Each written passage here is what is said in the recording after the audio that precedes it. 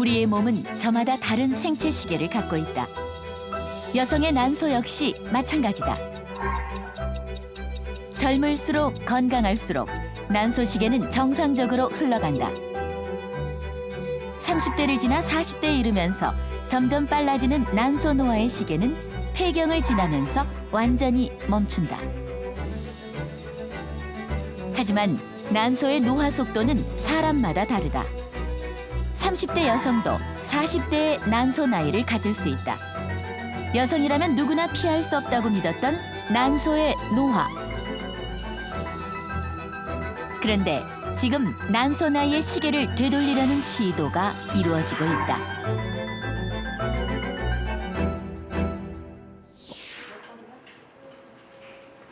지원자들 대부분이 평소 건강과 생리 주기에 이상을 느끼고 있는 상황. 지원자 10명의 혈액을 채취해 호르몬 검사로 난소 기능을 확인하기로 했다. 여성이 사춘기를 지나면 난소는 배란을 위해 난포를 성장시킨다. 난자를 키우기 위해 자라는 2에서 7mm 크기의 난포를 미성숙 난포라고 부르는데 이 미성숙 난포는 특징적인 호르몬을 분비한다. 이 호르몬이 항뮬러리안 호르몬, 즉 AMH다. AMH 수치는 미성숙 난포의 개수와 비례하기 때문에 난소 기능을 평가하는 좋은 척도가 된다. AMH 수치가 높을수록 배란에 사용할 수 있는 난포의 수가 많기 때문이다. 정확한 검사를 위해 난포의 개수를 확인하는 초음파 진료도 함께 실시했다. 지원자들은 자신의 난소를 몇 살로 생각할까? 39살이요. 그 경계일 것 같아요. 40과 39살의 그 경계. 그러니까 40살은 넘지 않았으면 좋겠다고. 저는 35살. 아직은 건강하지 않을까라고 생각하고 있어요. 난소가 아직 비성숙한 것 같아가지고 제 나이보다 어리게 적었어요. 난소 나이는 연령별 평균 AMH 수치로 평가하는데 20대 초반에는 4나노그램에 근접하고 30대엔 2점대, 40대에는 점점 0에 가까워진다. 검사 결과 4명은 실제 나이보다 난소 나이가 어리게 나타났다. 2명은 정상 범위로 4명은 평균보다 기능이 낮게 나타나 지원자들 사이에서도 큰 차이를 보였다. 이지연 씨의 난소는 30대 중반으로 나타났다. 실제로 수치로 딱 몇 점입니다 이렇게 하니까 좀 해머로 머리를 맞은 것 같고 이게 떨어지는 속도가 더 중요하다고 하시니까 정기적으로 뭐 초음파랑 더불어서 검사를 좀 받으면서 억울하지만은 제가 관리하는 수밖에는 없는 것 같아요. 왜 저마다 실제 나이와 난소 나이가 다른 것일까? 아이가 갖고 태어나는 난포의 수가 다르고 또 소실되는 속도가 다르기 때문에 개인마다 다를 수밖에 없어요. 혹시 그럴 만한 것들을 더 가속시킬 수 있는 요인이 있느냐? 그런 것들이 이제 뭐 스트레스, 그다음에 뭐 패스트푸드, 환경 호르몬, 최종 당화산물 이런 것들이 영향을 준다고 되어 있죠. 최종 당화산물이란 단백질이 당분과 합쳐져 생기는 유해 물질인데 주로 튀기거나 탄 음식에서 발생하며 우리 몸의 활성산소를 증가시킨다. 난소 건강에 나쁜 영향을 미치는 또 다른 요인은 흡연이다. 담배는 너무 많은 유해 물질이 있잖아요. 유해 물질, 뭐 니코틴부터 시작해서 워낙 많은 독성 물질이 있기 때문에 그런 독성 작용에 대해서 쉽게 소실되고 오히려 쉽게 더 소실되는 게 속도가 더 가속도 있어서 그만큼 더 취약한 거예요. 나중에 이제 임신을 위해서 끊어야 되겠다. 그때는 늦는 거죠. 이미 난소 기능이 그때 이미 떨어져 있는 상황이 되어버리는 건데.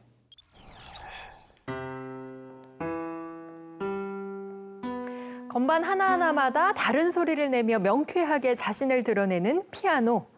이 소리의 높낮이를 결정짓는 건 현의 길인데요. 현의 길이가 길수록 중후하고 낮은 음을, 짧을수록 가볍고 높은 음을 내죠. 그런데 이 피아노 현의 모습과 비슷한 것이 여성의 난소에 있는 난포 개수 그래프입니다.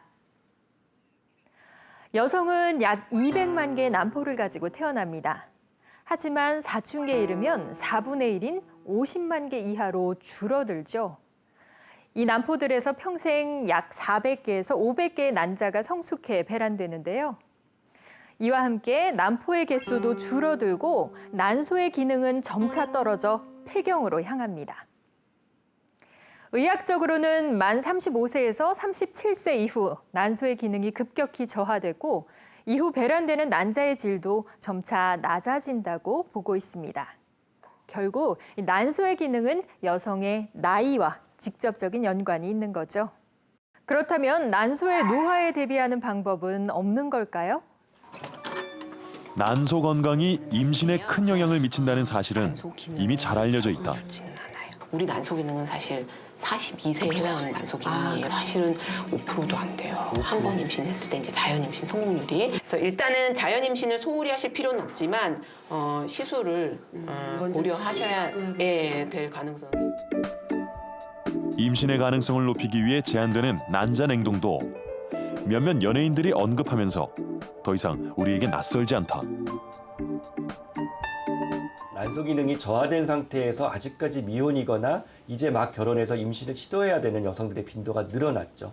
거기에 추가해서 난소 기능을 저하시킬 수 있는 난소 질환인 대표적인 자궁내막증 같은 질환들의 빈도가 예전에 비해서 많이 증가하고 있는 추세이기 때문에 아직 미혼이신 경우에 본인의 난자를 동결 보존을 선택하시는 경우도 예전에 비해서 많이 증가되어 있는 그런 상황입니다. 미국의 유명 IT 기업들은 임신 능력을 유지시키는 가입력 보존술을 직원들의 복지 정책으로 도입했다. 원할 경우에 난자나 정자 냉동 비용을 지원해 주는 것이다. 실제로 미국 내 난자 냉동 사례는 지난 10년 동안 10배 이상이나 증가했다고 한다.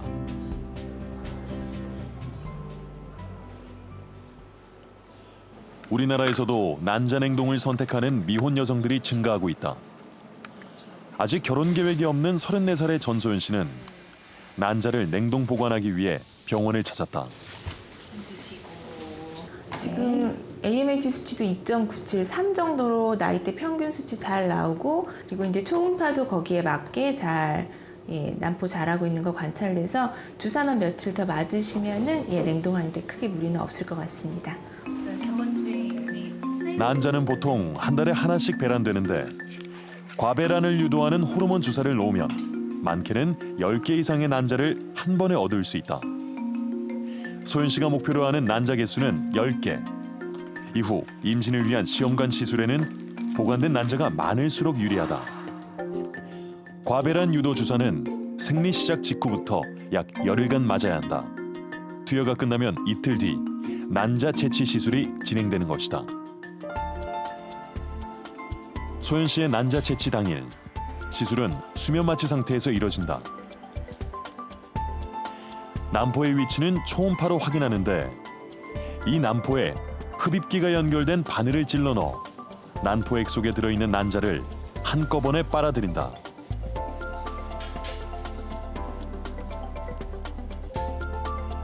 한 번에 채취한 난포액에는 단 한 개의 난자가 담겨 있기 때문에 발달한 난포가 많을수록 채취 과정은 길어진다. 채취한 난자는 성숙한 난자를 선별해 동결 전처리 과정을 거친다. 난자는 80% 이상이 물로 이루어졌기 때문에 그대로 천천히 얼리면 수분이 가시 모양의 결정을 이루며 세포를 손상시킬 수 있다.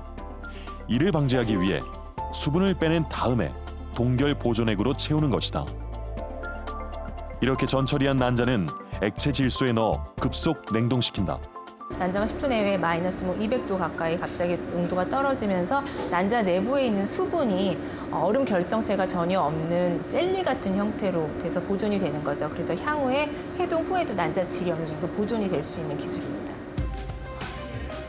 동결된 난자는 이동식 질소 탱크에 넣어 난자 보관소로 이동된다. 난자 보관소는 영하 194도에서 184도 사이로 항상 유지되어 오랫동안 보관돼도 난자가 상하지 않는다. 오래 보관해 놨다고 해서 나중에 생존율이 떨어지거나 그 난자에서 생성된 배아를 써서 임신을 시도했을 때 임신율이 떨어진 거나 한다는 거는 보고가 되어 있지 않아서 난자 보관 기간과 나중에 결과와도 상관성이 없는 것으로 보고가 되어 있습니다. 난소의 기능이 떨어지기 전에 임신을 할 수 없다면 의학적으로 가임력을 보존하는 방법은 크게 세 가지입니다. 만일 기혼 여성이라면 배우자의 정자와 자신의 난자를 인위적으로 수정시켜 냉동하는 방법이 있는데요. 이를 배아 냉동이라고 부르죠. 두 번째 방법은 정자를 얻을 수 없는 미혼 여성들을 위한 것인데요. 난자만 냉동해서 보관하는 방법입니다. 세 번째는 사춘기 이전에 배란을 할 수 없는 어린 환자들과 2주간의 과배란 유도 과정도 위험할 정도로 급히 항암 치료를 해야 하는 환자들이 선택하는 방법입니다. 난소를 떼서 작게 자른 조직을 냉동하는 거죠. 그렇다면 이런 가임력 보존은 정말 여성들의 미래를 위한 희망이 될 수 있을까요?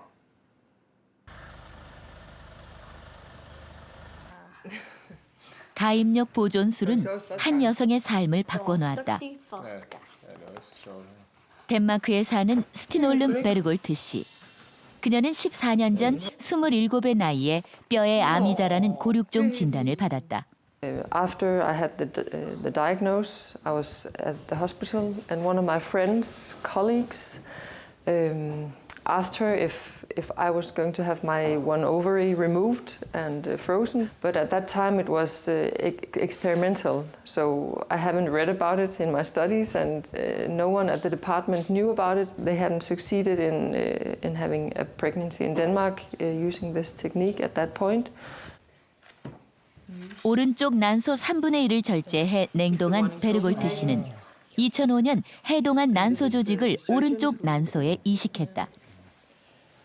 Well, after chemotherapy, I was in menopause, and I didn't have any hormone function at all. So I could feel that very much soon after I started chemo. But after they retransplanted the tissue, I had my period back after 3 months. 바로 그 다음 해, 그는 첫째 딸 아비아야를 임신하는 데 성공했다. 이식한 난소에서 배란된 난자를 남편의 정자와 체외 수정한 것이다. They did IVF in the first period I had, and I was pregnant. So I had expected to fight maybe a few years to get pregnant, but it just came in the first try. So of course we were so happy, but we were also like, is it for real? Could this really happen? 첫째 딸 아비아야는 덴마크에서 냉동 난소 이식으로 태어난 첫 번째 아이였다. 놀라운 소식은 계속 이어졌다. 두 번째와 세 번째 아이는 체외 수정이 아닌 자연 임신으로 출산하게 된 것. 이식한 난소 조직을 통해 베르골트 씨의 난소 기능이 수년간 유지되면서 여성 호르몬이 나올 뿐 아니라 자연 임신이 가능해졌기 때문이다. It had many meanings to me, not only the child itself, but also that everything had kind of turned back to normal. Yeah. Do you have an idea that you are very special? Too much. Too good. And I love my mom and my dad. Okay, good. Good answer. Perfect. 덴마크에서 난소 조직 이식으로 태어난 아이는 모두 17명. 덴마크 정부는 질병으로 가임력을 잃을 수 있는 환자에게 가임력 보존술을 무료로 지원한다. 그래서 덴마크는 세계적으로 가장 많은 횟수의 난소 조직 냉동과 이식 사례를 갖고 있다. 베르골트 씨 역시 이 혜택을 누렸다. And in this way, Stine has been, or Mrs. Bergholt, has been very, very lucky. The older she is, when we freeze the tissue, the less follicles is available. So when we transplant it, it will work for a shorter period. So the younger the woman is, the more follicles, the longer it will work. But we have had women where the tissue have worked for more than 10 years. We have had women where the tissue, when we transplanted half of what we have frozen, then it lasted only 2 years. So it depends on age and of course also on the individual woman. 난소 조직 냉동술은 난자와 배아 냉동에 비하면 아직 걸음마 단계다. 하지만 그만큼 더 큰 가능성이 열려 있다. It is research in the beginning, and I think we have been paving the way, but we are now getting to a point where this is a technique which is becoming established, and I think that many other countries in the world should embark on this. So I actually envision that this technique will spread a lot. We will use it a lot more, not only for women with cancer and genetic diseases, but a number of other indications. 난소 조직 냉동술로 지금까지 100명이 넘는 아기가 탄생했다. 이러한 가입력 보존으로 출산한 사례는 점차 증가하고 있는데 10년 넘게 냉동된 난자에서 태어난 아이도 있다. 우리나라 역시 냉동 난자를 이용해 출산하거나 임신을 시도하는 경우가 늘고 있다. 4년 전 유방암으로 치료를 받았던 조유미 씨는 최근 완치 판정을 받았다. 그는 항암 치료 전 얼려뒀던 난자를 해동해 임신을 시도하고 있다. 초음파 상에서 배란된 것이 확인이 됐기 때문에 이제 오늘 난자 아까 말씀드린 대로 난자 해동, 정자랑 수정 시키고 3일 후에 이식하는 걸로 스케줄을 잡겠습니다. 네. 4년간 보관되었던 조유미 씨의 난자가 이제 해동을 앞두고 있다. 난자 해동 과정에서는 각별히 주의해야 할 점이 있다. 난자를 꺼내면서 상온으로 오면 액체 질소의 온도가 마이너스 196도인데에서 상온인 25도까지 급격하게 온도의 변화가 생깁니다. 근데 그 과정에서 동결 과정에 가장 우리가 피해야 될 아이스 크리스탈이 생기기 때문에 그것을 막기 위해서 굉장히 빠른 시간 내에 액체 질소로부터 배양해까지 해동 배양해까지 난자를 옮겨와야 되는데 그 부분이 가장 집중력이 필요한 부분입니다. 보통 한 몇 초 정도가 소요되는 걸로? 네, 1초를 생각하면 될 것 같습니다. 1초를 넘지는 않습니다. 냉동 과정에서는 난자 속에 든 수분을 빼내고 동결 보존제를 넣었지만 해동할 때는 동결 보존제를 빼낸 뒤 빈 공간을 해동 배양액으로 채운다. 이 과정에서 줄어들었던 난자의 극체도 서서히 제 모습으로 돌아온다. 이후 배양액을 달리해 3번에 걸쳐 난자를 녹인 뒤 건강한 정자를 골라 미세 수정을 시킨다. 미세 수정은 난자의 세포질 내에 정자를 직접 주입시켜 수정하는 방법인데 이때도 세심한 손놀림이 요구된다.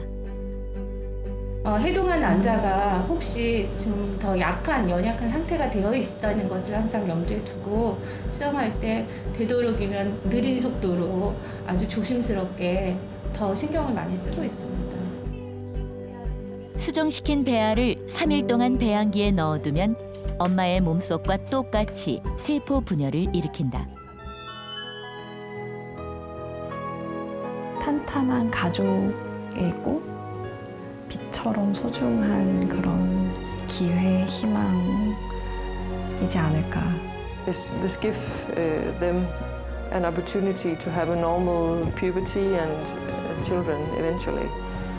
And I think that's a great achievement and a great gift to these women. 평범함인 것 같아요. 평범한 삶을 주기 때문에 더 소중하고 행복한 것 같아요.